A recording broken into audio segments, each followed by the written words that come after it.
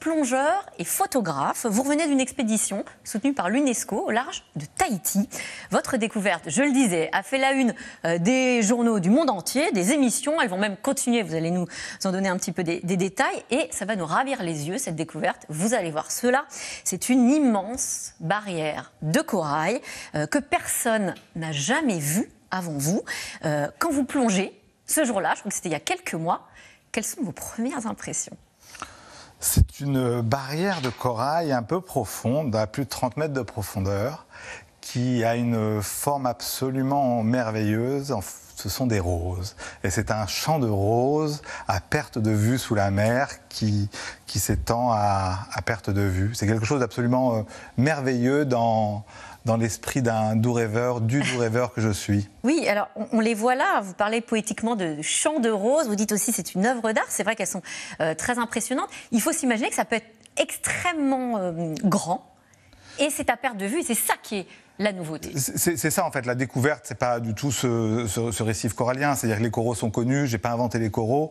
Là, l'ensemble du travail qui a été fait par la partie science et la partie cinéma, il y avait deux équipes de plongeurs professionnels, c'était de mettre en valeur, de mettre en lumière ce que connaissaient les locaux déjà, parce qu'ils connaissent très bien leur pays, les Tahitiens.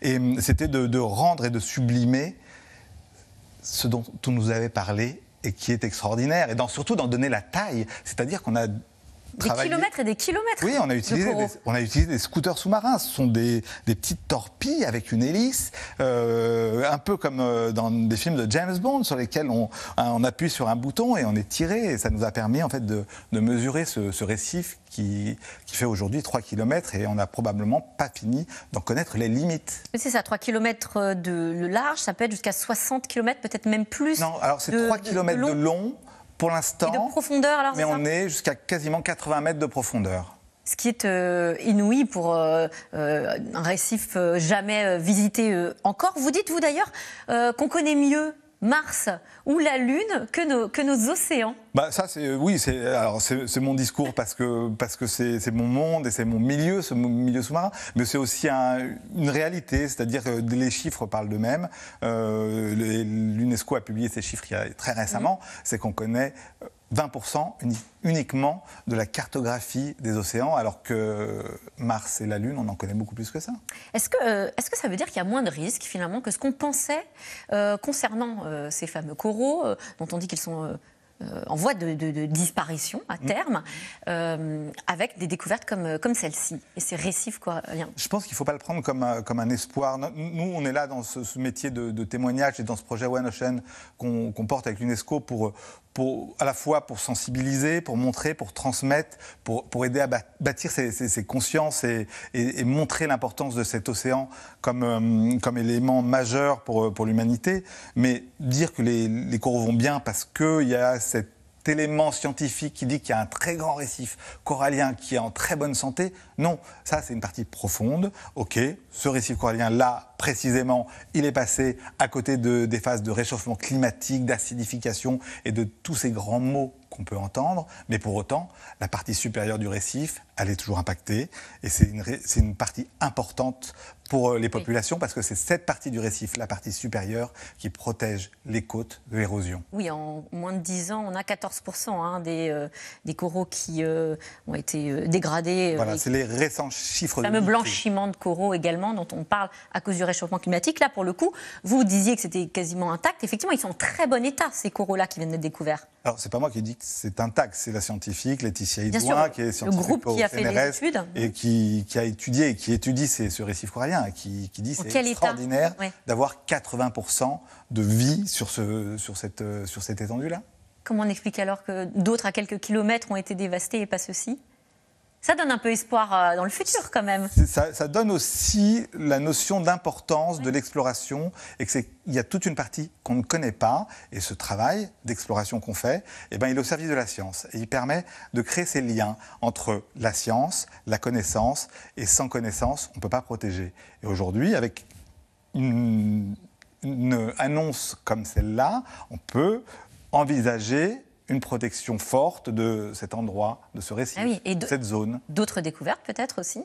Vous allez continuer on va continuer, c'est un projet de 10 ans avec l'UNESCO, donc oui, on va continuer pendant 10 ans à explorer, à contempler, à capturer ces images. Toutes les images qu'on voit, ce sont vos photos? Ce sont mes photos et ce sont les images de Roberto Rinaldi, qui est le directeur de la photographie sous-marine de ce projet, un ancien de chez Cousteau. Et alors là, on voit que vous avez un équipement absolument incroyable. Il faut parler bien sûr de l'équipement, mais aussi de l'entraînement, de la technique particulière aussi pour plonger aussi longtemps, c'est ça, de façon donc assez profonde également. Oui, alors c'est particulier, c'est des plongées assez récentes. Depuis une dizaine d'années, on utilise des recycleurs. Ce sont des petites usines qu'on met dans le dos. Et qui remplacent la bonbonne d'oxygène, la bouteille d'oxygène habituelle. C'est ça, traditionnel. Et qui a la particularité là, de recycler ce gaz, de nettoyer. Donc je respire le gaz que j'expire, il est nettoyé et en plus je ne fais pas de bulles. Est-ce que ça demande un entraînement particulier ou pour remonter peut-être ensuite? Ça demande une très bonne technique, un apprentissage, parce qu'en fait, au fond, on a cette machine qui est pilotée par un ordinateur, et en plus, on a toute l'autre partie, soit la science pour les scientifiques, soit la photographie pour ma part. Alors, j'ai découvert plusieurs choses en préparant cette interview. Les fameuses zones crépusculaires, ou alors les coraux mésophotiques, qui expliquent que ces coraux sont très profonds. Ça, c'est la première chose. Qui a un nom qui est quand même beaucoup plus joli que celui-là. On dit entre l'ombre et la lumière. Moi, je trouve ça un peu plus poétique quand même. Des coraux entre l'ombre et la lumière. Ah oui. Parce qu'ils sont profonds et donc en descendant, il y a la lumière qui diminue. Et normalement, le corail, ça vit grâce à la lumière. C'est vivant. Et puis, c'est vivant. Ah oui, c'est un animal très particulier. C'est un animal, c'est pas une espèce. C'est un animal très particulier parce qu'il est à la fois animal, végétal et minéral. Est-ce que ça se voit?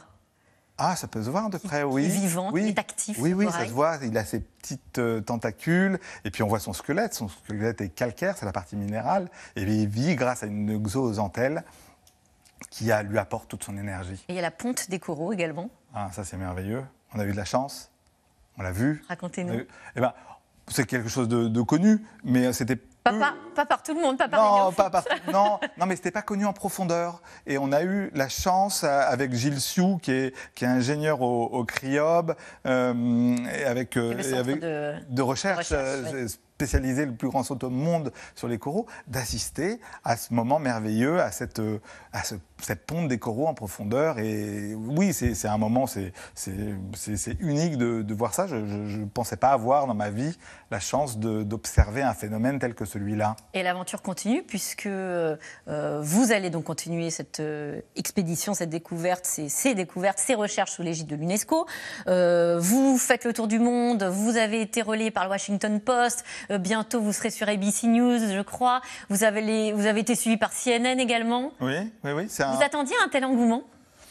Non, pas autant, mais je suis très content que ce rôle c'est ce qu'on veut, c'est l'ambiance qu'on veut donner à ce projet-là, qui est un écho mondial, parce que l'UNESCO, c'est une maison mondiale, c'est la maison de l'humanité, et je trouve ça, c'est chouette que ce monde de l'océan prenne un peu la lumière. Encore 80% des océans à découvrir.